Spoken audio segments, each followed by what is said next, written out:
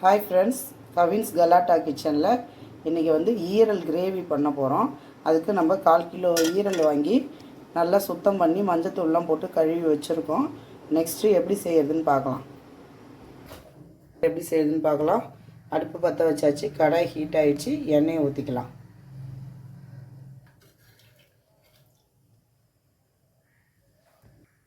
இப்போ கொஞ்சமாக சோம்பு சேர்த்துக்கலாம். ஒரு துண்டு பட்டை சேர்த்துக்கலாம். நெக்ஸ்ட்டு கட் பண்ணி வச்சுருக்க சாம்பார் வெங்காயமும் கருவேப்பிலையும் சேர்த்துக்கலாம்.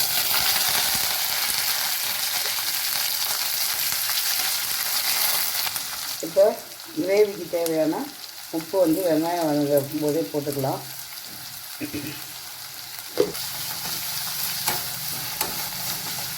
இப்போது ஈரலுக்கு கொஞ்சம் ஜாஸ்தி இஞ்சி பூண்டு பேஸ்ட்டு போடணும். ஏன்னா அந்த ஸ்மெல்லு கொஞ்சம் அதிகமாக இருக்கிறதுனால ஒரு 3/4 ஸ்பூன் வந்து இஞ்சி பூண்டு பேஸ்ட் சேர்த்துக்கலாம். இப்போ ஒரே ஒரு தக்காளி மட்டும் சேர்த்துக்கலாம், கட் பண்ணி வச்ச தக்காளி.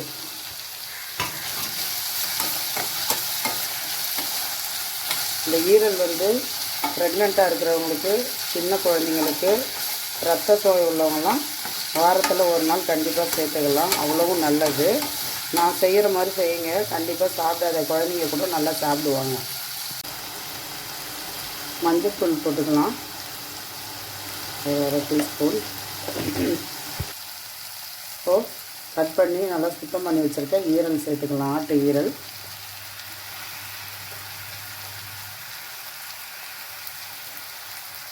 இது வந்து ஒரு சப்ஸ்கிரைபர் கேட்டிருந்தாங்க ஈரல் கிரேவி எப்படி செய்யறதுன்னு, அதனால் இப்போ உங்களுக்கு செஞ்சு காட்டுறேன்.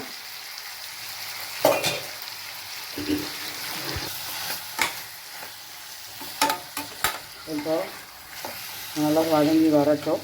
இப்போ தனி மிளகாய்த்தூள் சேர்த்துக்கலாம்.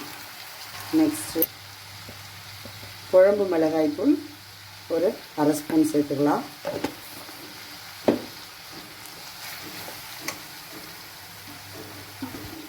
கரம் மசாலா ஒரு 1/4 டீஸ்பூன் சேர்த்துக்கலாம். அவ்வளோதான், இன்னும் வேறு எதுவும் மசாலா இல்லை. இறக்கும்போது நல்லா ரெடியானதுக்கப்புறம் நம்ம வந்து லாஸ்ட்டாக பெப்பர் சேர்த்துக்க போகிறோம். தண்ணி ஊற்றணும், ஊற்றிட்டு காமிக்கிறேன் உங்களுக்கு. இப்போ தேவையான அளவு தண்ணி சேர்த்துக்கலாம்.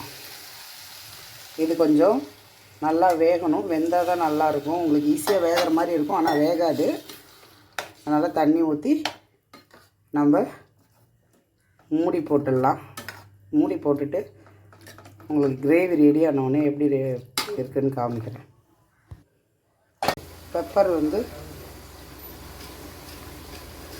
பெப்பர் லைட்டாக பெப்பர் தூள் போட்டுக்கலாம். போட்டாச்சு. இப்போது பெப்பர் போட்டாச்சு.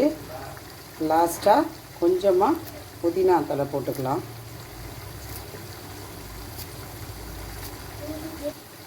இப்போ பார்த்தீங்கன்னா ஈரல் வந்து சூப்பராக ரெடி ஆயிடுச்சு. பாருங்கள், இங்கே பாருங்கள். இது வந்து சாதத்தோட, ரசம் சாதத்தோட, ஒயிட் ரைஸோட, தோசையோட, சப்பாத்தியோடலாம் சாப்பிட்லாம். சூப்பராக இருக்கும். செஞ்சு பாருங்கள்.